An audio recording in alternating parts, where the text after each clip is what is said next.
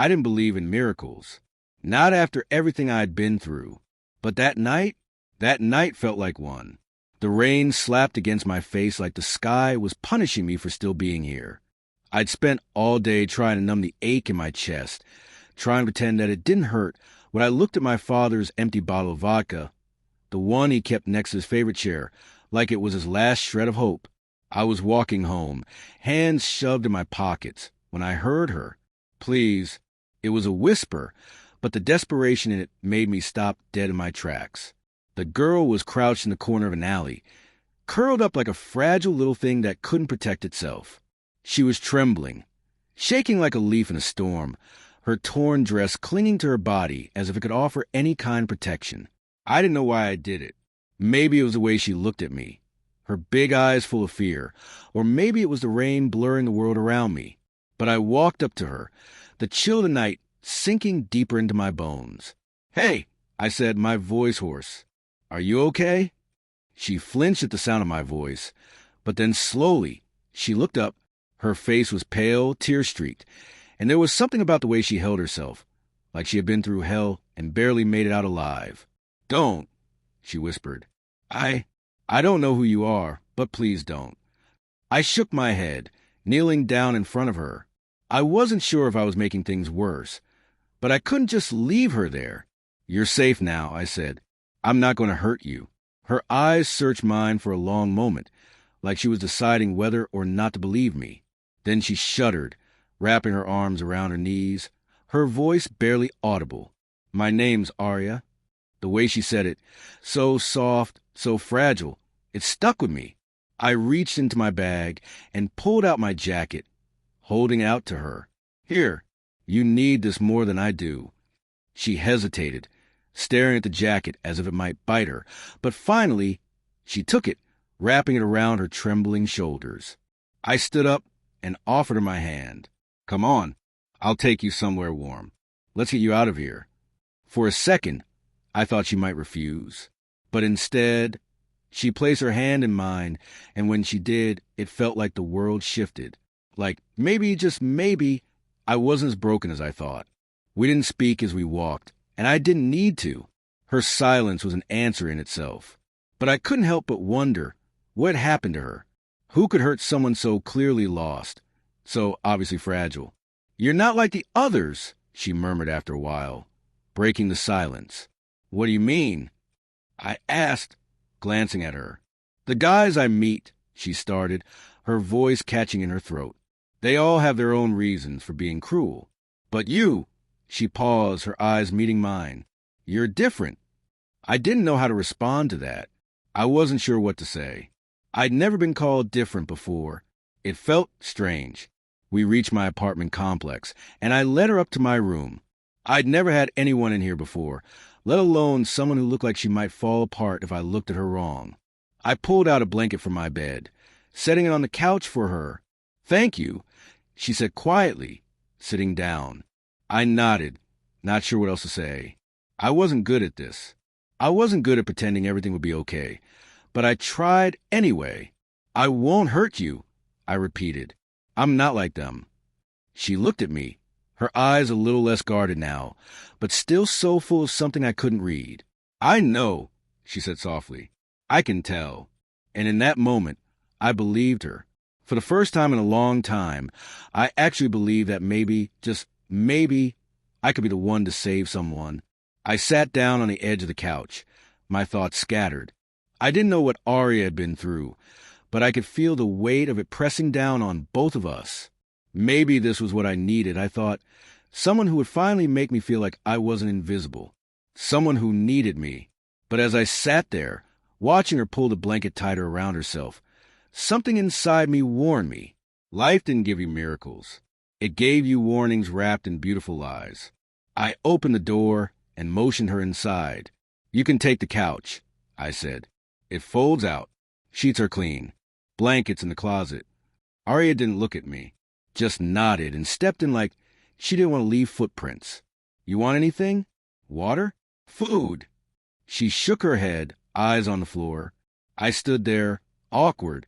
"Okay, I'll be in my room if you need anything." She whispered, "Thank you," I almost missed it. Who's that? Maya asked the next morning, peeking around the hallway like a squirrel. A friend. She's pretty. Is she your girlfriend? No. Yet. Maya grinned. Go eat your cereal. She skipped away, humming. Days passed. Arya didn't talk much. She didn't have to. I watched how she flinched when the microwave beeped, how she kept her back to the wall whenever she sat down, how she checked every window twice before going to sleep. I didn't ask. I figured she'd tell me when she was ready. You don't have to wash the dishes, I said one night, stepping into the kitchen. She kept scrubbing. I want to. I leaned against the doorway. You always want to clean when you're upset. She froze, then turned. I'm not upset. Liar. Her lip twitched. You're observant. I try. We stood there, silent. Then she said he didn't like messes. I didn't ask who he was, just nodded. Well, here messes are allowed. Arya looked at me like that was the first time anyone had ever said that to her. I have a secret. I told her a few days later. Oh, I still sleep with a nightlight. She laughed, loud, unfiltered. It lit up the room. Okay, your turn. Arya glanced at the ceiling. I used to pretend the stars could hear me, like they were watching. Creepy. Comforting, she corrected. We started having late-night talks. On the floor. On the couch. Sometimes we didn't talk at all, just existed in the same space. Do you miss them? I asked one night. She didn't ask who I meant, just whispered, no, and I believed her.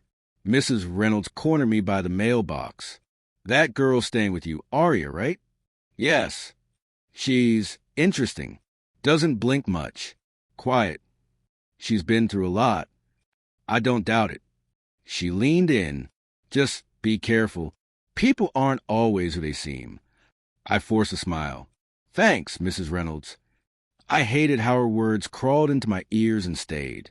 One night, I found Arya in the backyard, sitting in the grass barefoot, staring at the sky. You okay? I asked. I like it out here. It's quiet. I sat beside her. You miss the stars? They were never that far away. What's that supposed to mean? She looked at me, really looked. Her eyes shimmered in the dark. You wouldn't believe me if I told you. Try me. Arya smiled. Not tonight. Maya tugged at my arm after dinner. Arya braided my hair. Look, that's awesome. She says I'd make a good warrior. I blinked. She said what? A warrior, like in space movies. She said I have the heart for it. I looked at Arya. She was watching us, calm, but distant. I caught her staring at me again later. Not in the way lovers do. More like a scientist studying a specimen. Do I have something on my face?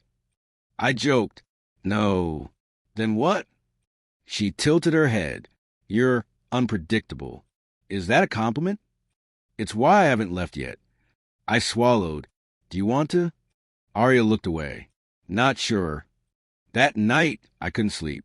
Her words looped in my head. You're unpredictable. It's why I haven't left. I wanted it to mean she cared, that I mattered, but there was something in her eyes, something measuring. Still, I was in too deep. I think I'm falling for you, I told her on the porch. She didn't react right away, just stared at the horizon. I mean it, I said. I know you're not ready, and that's fine, but I wanted you to know. Arya finally looked at me. Her voice was soft. That's dangerous. Why? She stepped closer, her hand brushing mine. Because I don't know if I'm what you think I am. Then tell me. Not yet. I didn't push. I just stood there, my heart a mess of hope and warning signs. And she smiled. Not the sweet kind, not the grateful kind.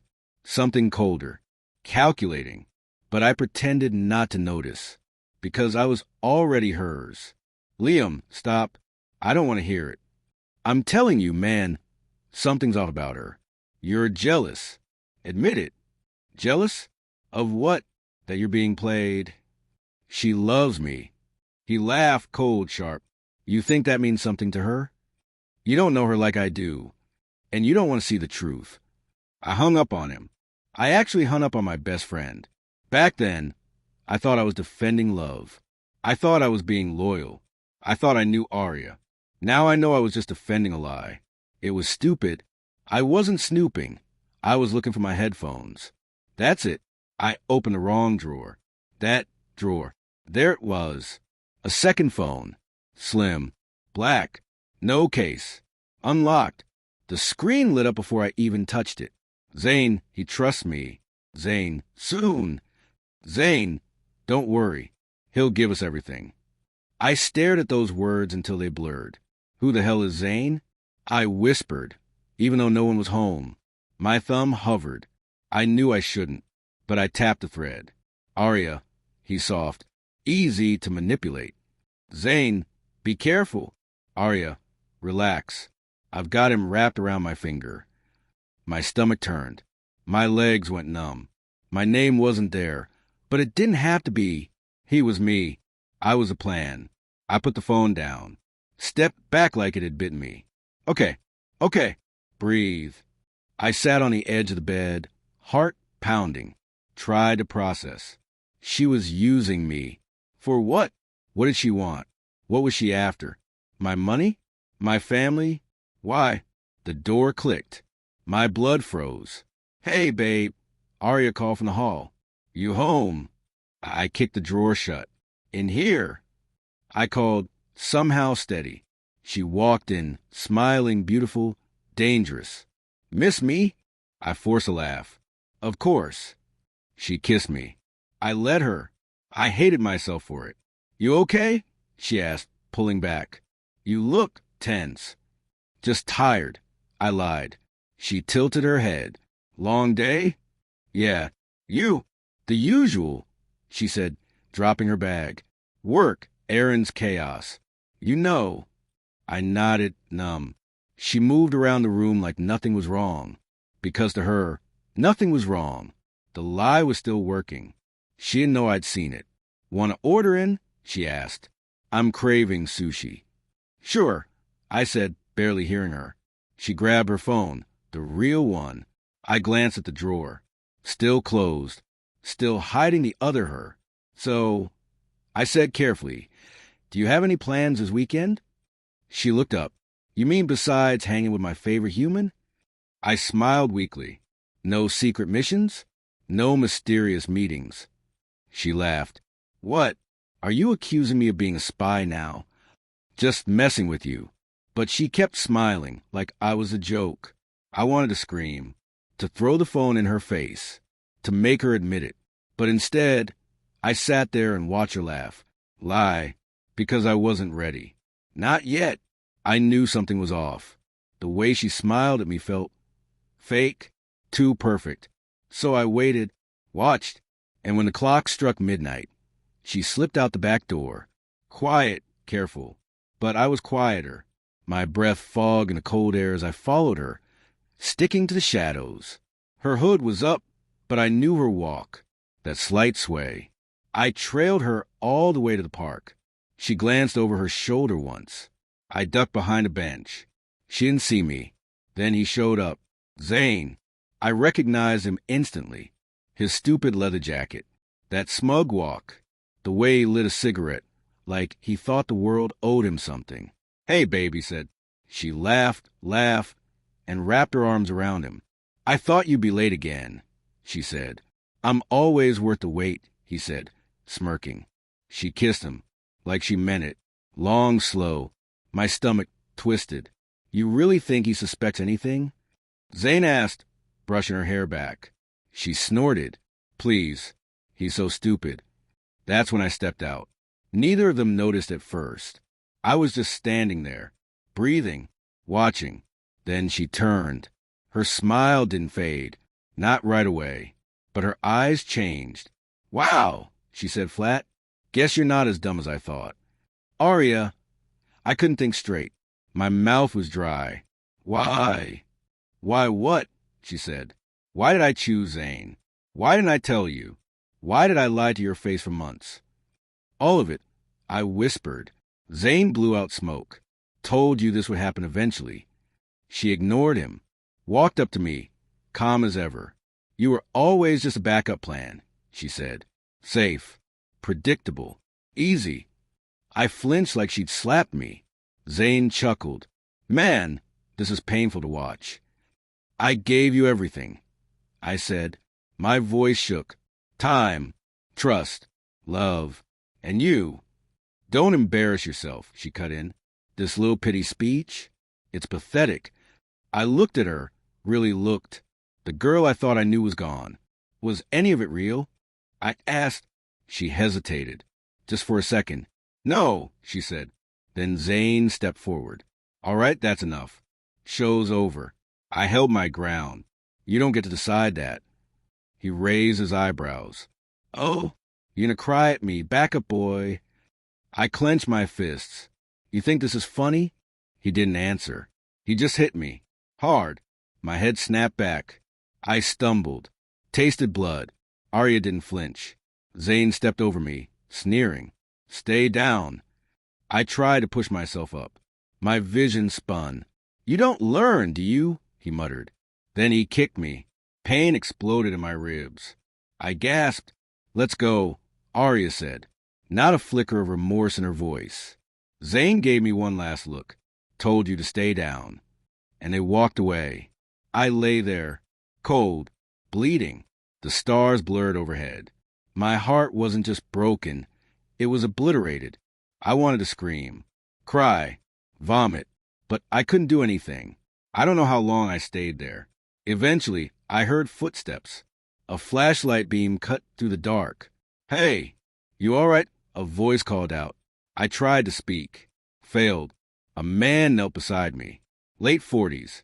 Sharp eyes. Badge clipped to his belt. Name's Detective Harlow, he said. You need an ambulance? I nodded, barely. Can you tell me what happened? He asked.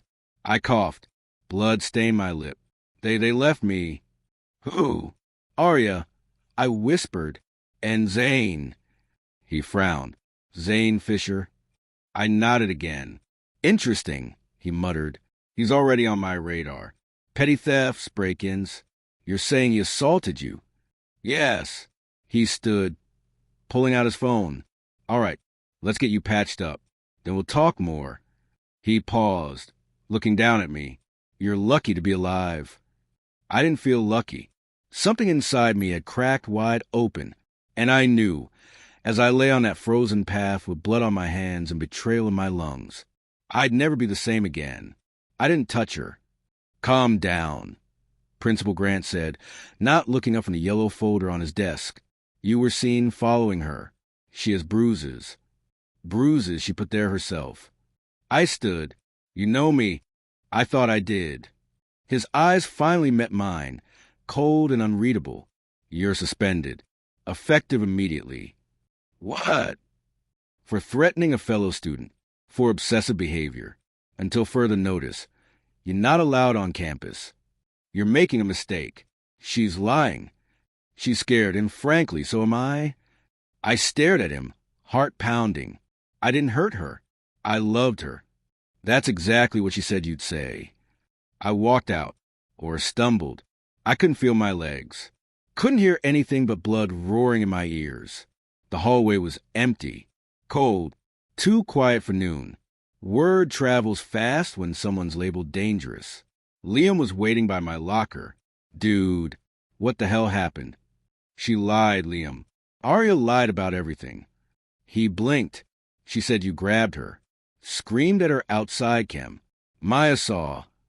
I begged her to talk to me. That's it. You had her pinned against the lockers. No. She fell back on purpose. Made it look worse. Why would she do that? Because I found out. About her. About the messages. The fake texts. All of it. He looked around nervously. Bro, you sound like paranoid. She wanted me to sound that way. Liam stepped back. I don't know, man. You need help. Seriously? I'm just saying maybe take a break. Get your head right. My head is fine. My life is falling apart. He walked away. I slammed the locker shut. Metal echoed. What they said wasn't fair, a soft voice said. I turned. What? Emily. She never talked to me before. Always wore headphones. Always kept to herself. But now, she stood 3 feet away, clutching a book like a shield. I don't believe her. Why not? Because I saw you two, before. The way she looked at you, that wasn't fear. You believe me? She nodded. You're the first. She looked down. People believe what they want. Fear's easier than truth. I leaned against the wall. They all turned on me overnight. That's how mobs work. Maya cried. Told me I scared her. Maya, I helped her pass algebra. Emily gave a sad smile. No one wants to be the outcast. Well, they picked the wrong villain. I'm not crazy. You're angry. Wouldn't you be? She hesitated. Yeah, I would be. My phone buzzed. A text from an unknown number. Stop talking. Or next time, it won't be just suspension. No name, just a threat. I showed Emily. Her eyes narrowed. That's not Aria's number. She's not working alone. You think someone's helping her? I know it. She nodded slowly. Then prove it. I don't know how. They erased everything. The messages, the audio. She's good. Then we have to be better. You're not alone anymore. For the first time in days, I didn't feel like I was sinking. Emily tilted her head. She's scared for a reason. Well, you know, something I wasn't supposed to find. Then let's find it again. I stared at the USB drive in my hand, like it might bite me. What if it's nothing? I whispered. Emily sat across from me, legs crossed, sipping the bitter instant coffee I made. She raised an eyebrow. It's not nothing. You said it was in her bag. She left it behind when she ran out that night. I said, didn't even zip it up. Emily leaned forward. Then let's find out what the alien queen was hiding. I almost smiled at the nickname, but my chest ached. If this shows what I think it does, she deserves it, Emily said flatly. Whatever it is. I plugged the USB into my laptop, my hand shaking. You don't even know what she did. I know enough, she said. She used you, lied to you. She made you question your sanity. My throat was dry. I loved her. Yeah, and I loved someone who hacked my bank account and left me with $20 and a broken lease. Emily took another sip. We don't pick the monsters we fall for. The folder loaded. Audio files, PDFs, screenshots, password logs. My blood turned to ice. Holy, I double-clicked one label project Mira, Phase 2. Aria's voice crackled through the speakers, calm and calculated. The target trusts me. Emotional leverage secured. Funds transferring slowly to avoid suspicion. By month's end, we extract and vanish. Emily's eyes narrowed. She was stealing from you? She used my identity. My name. I clicked another file. She recorded conversations with people I've never even met. One of them called me the asset. Emily stared at the screen. You were a mark. A con. I need air, I muttered. She followed me out onto the balcony. The city pulsed below like nothing was wrong. I was just trying to help her. I said, gripping the railing. She said she was in danger. She cried. She held me like I was the only real thing in her world. Emily stood next to me, close but not touching. Because you were. That doesn't mean she didn't plan every second of it. What do I do? I asked. Turn this in? She'll be ruined. She'll vanish forever. Or get caught. Or worse. Emily's voice was gentle now. What do you want to do? I want to scream, I said. I want to smash everything she ever touched. I want to forget. But also, I want her to see me standing, not broken. She thought you were weak. She knew I was. I corrected. She chose me because I was predictable, passive, loyal. Emily nudged me with her shoulder. You're not that guy anymore. Yeah. I looked at her. What changed? You started asking the right questions. I looked back into the apartment. The file sat open on my laptop like glowing wounds. What if I don't want to become like her? I said, cold, calculating, merciless. Revenge doesn't have to make you her, Emily said. It can just be you finally standing up. I rub my face. If I send this to the police, she's done. If I leak it anonymously, she disappears. If I do nothing, she wins, Emily said. I sat back down and opened the email draft. Attached the files. No subject line. You sure? Emily asked. No. I hovered my finger over the trackpad, but I'm tired of being afraid of her. I hit send. It was done. The silence that followed felt heavier than any scream. Emily sat beside me. You did it. I feel sick, I admitted. That's the feeling of cutting off your past, she said. It's never clean. We sat like that for a while. I don't know who I am anymore, I said finally. Emily looked at me. Maybe that's a good thing. I turned to her. Why are you helping me? Because I know what it's like to crawl out of a wreck and wonder if you're still human. I laughed bitterly. You're the first person I've been honest with since her.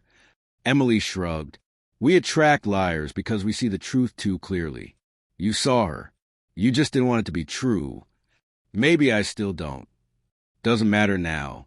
You made your choice. I looked at the screen again. The email was gone. The file sent. The fuse lit.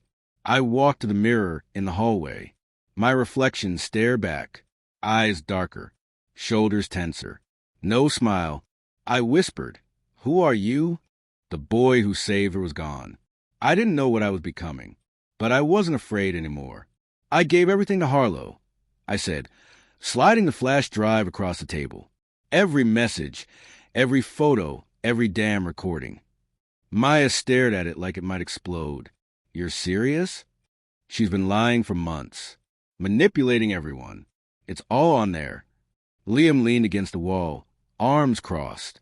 You sure this is enough? Maybe not for an arrest, I admitted, but it's enough to burn down her throne. Maya picked up the flash drive with 2 fingers. What did Harlow say? She said she'd look into it. That was it. Liam scoffed. Cops never jump unless they're being watched.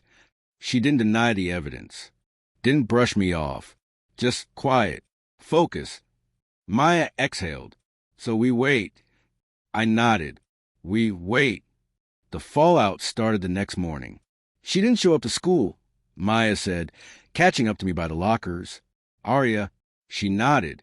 Zane's gone too. Packed up and left.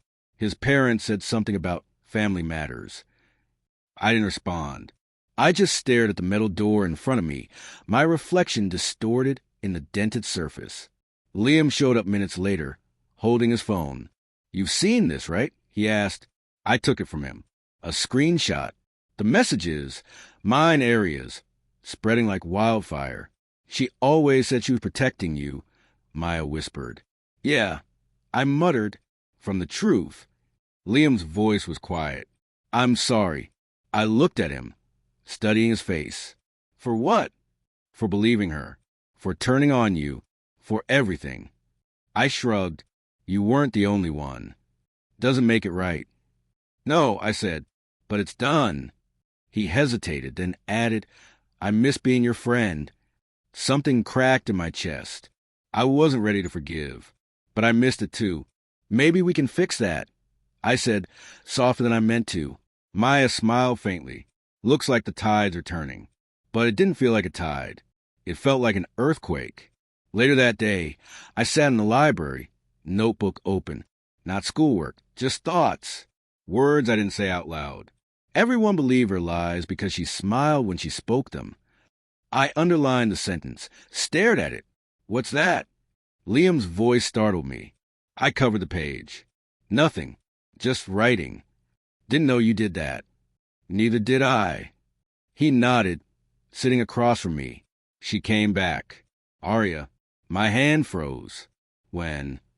Just now. Front office. She looked different.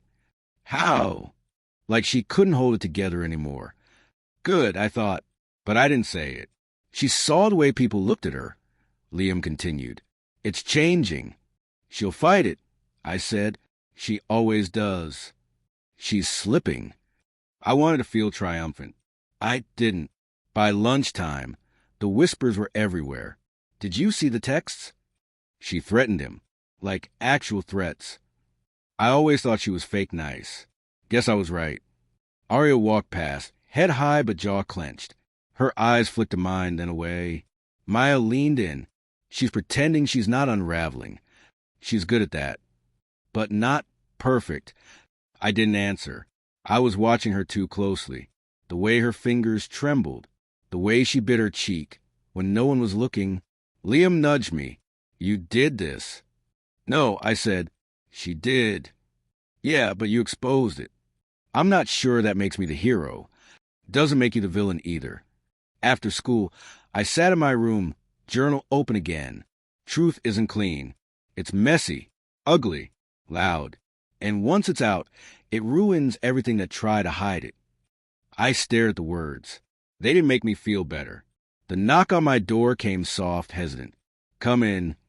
Liam stepped in, holding a bag of chips and 2 sodas. Peace offering.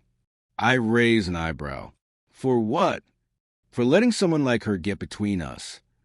I took a soda. 1 soda doesn't fix betrayal. Fair.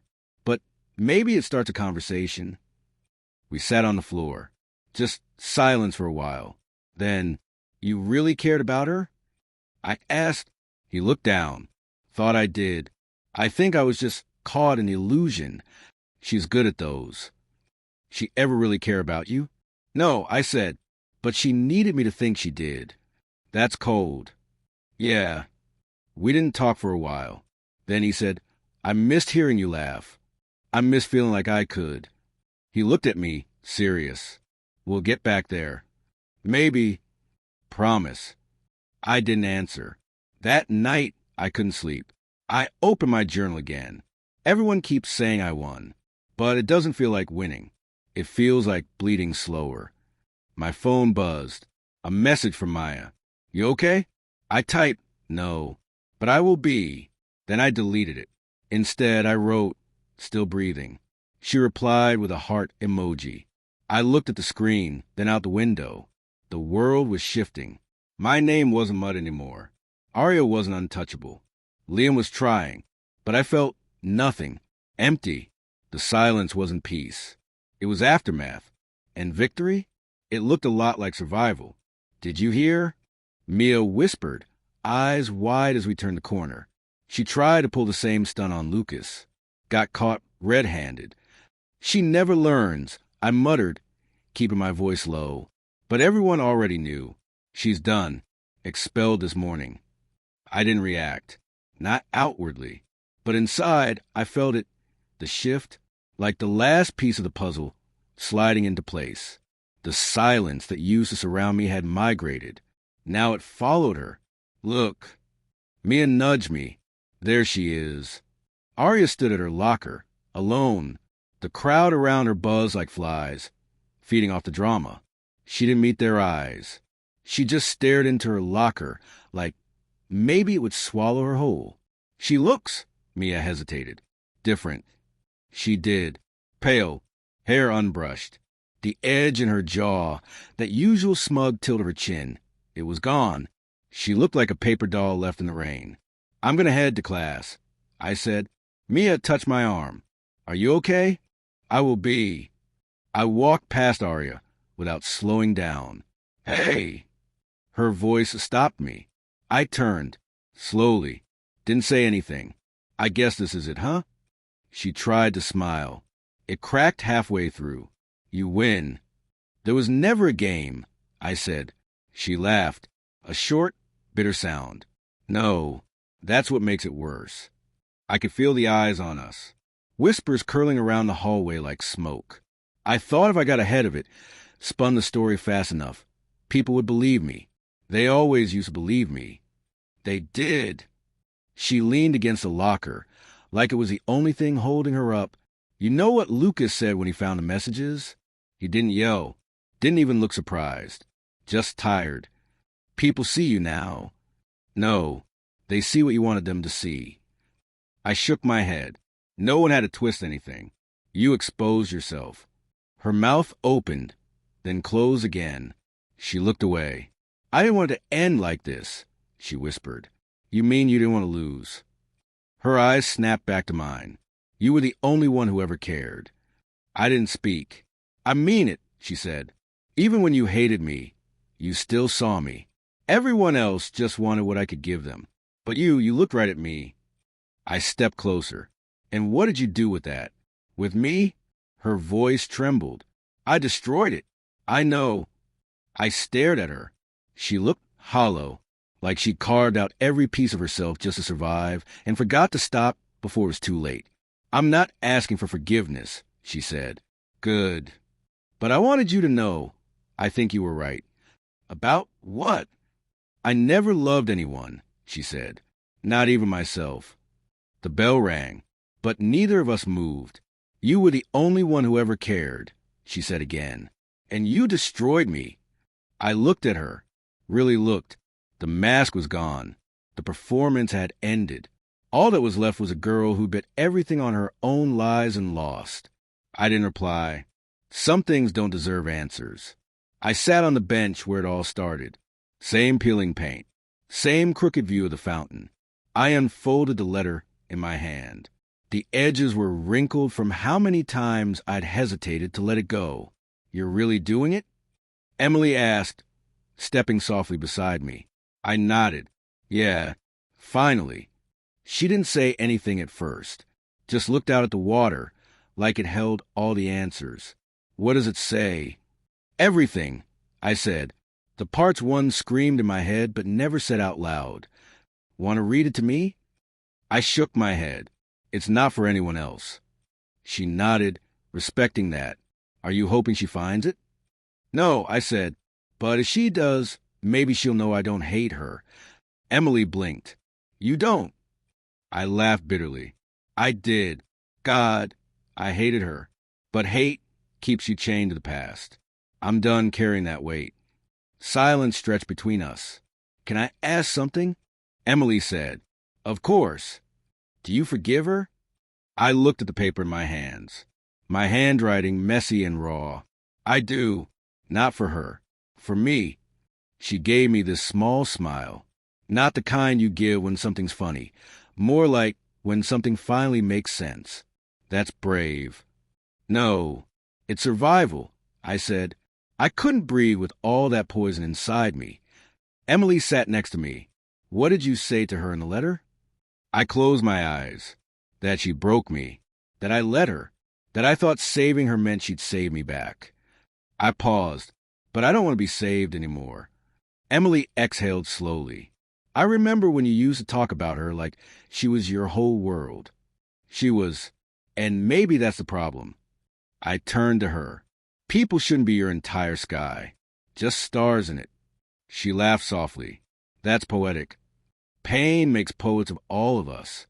She was quiet, then said, I'm glad you're letting it go. Me too. I placed a letter under the bench, tucked behind the leg where it wouldn't blow away. You're really leaving it? She asked. Yeah, I said. I wrote it to get it out of me. Where it ends up doesn't matter. Closure? More like freedom. We sat in silence again. Not awkward. Just peaceful. You've changed, Emily said. I had to. No, I mean, you're stronger.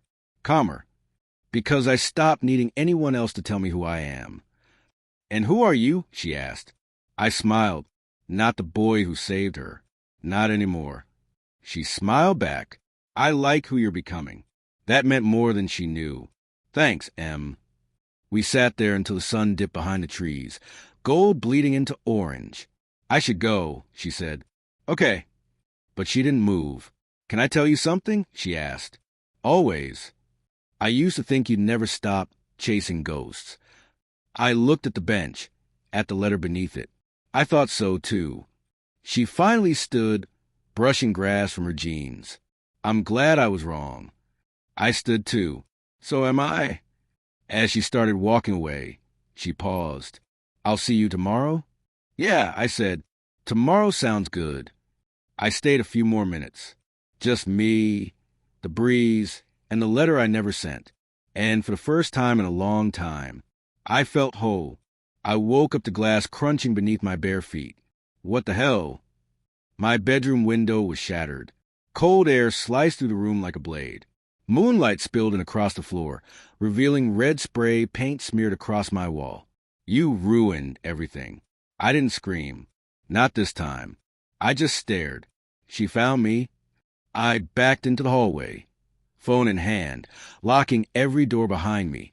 My fingers trembled, but I managed to dial. 911, what's your emergency? My name is Cade Monroe. Someone broke into my house. My windows shattered, and there's a threat painted on my wall. Are you safe right now? I locked myself in. I think she's gone. Who do you think did this? I hesitated. Her name's Aria. I don't know where she is now, but she's not just anyone. She's dangerous. I hung up after they said they'd send someone. My heartbeat wouldn't slow down. It was her handwriting. I knew it. The same looping A. The way the always dip too low. You're watching me? I muttered. Aren't you? By the time the cops arrived, I had already cleaned up the worst of it.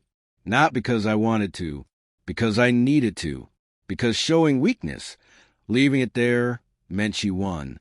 You sure it wasn't random? One of them asked, shining a flashlight into the corners of my room. No, this was personal. You have enemies? Don't we all?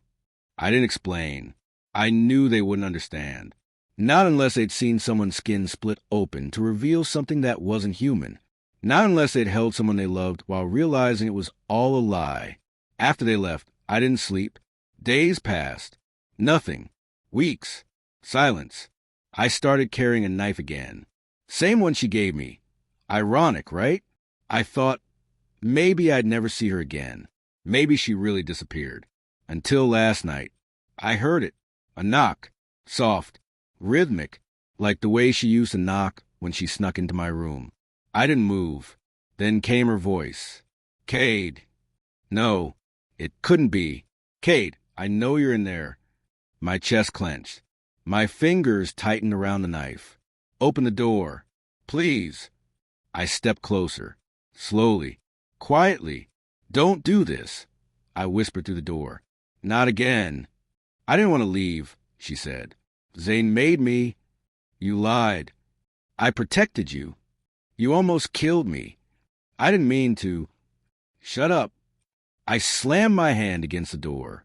You don't get to show up here and pretend this is normal. I never stopped caring. Then why the message? Why the window? Why the threat? Silence.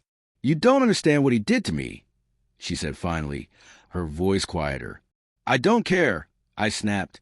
You made your choice. You chose him. I chose survival. And now what? You come back to finish the job. More silence. I listened. No breathing. No footsteps. I opened the door. She was gone, but something was left behind, taped to the wall just beside the frame. A photo. Me, taken from across the street. I stared at it for a long time. She was watching. She never stopped. And suddenly I wasn't scared. Not anymore. You want to come for me, Aria? I said aloud, tearing the photo down. Then do it. I shut the door, locked it, turned off the lights. They thought they broke me months ago. That I'd never recover. That I'd hide forever. But I lived. And I'm not the same. I'm stronger. I'm smarter. I don't trust people anymore, and maybe that's a good thing. Maybe it's the only thing that's kept me alive. But one thing's for sure. Next time I see Aria, I won't be saving her.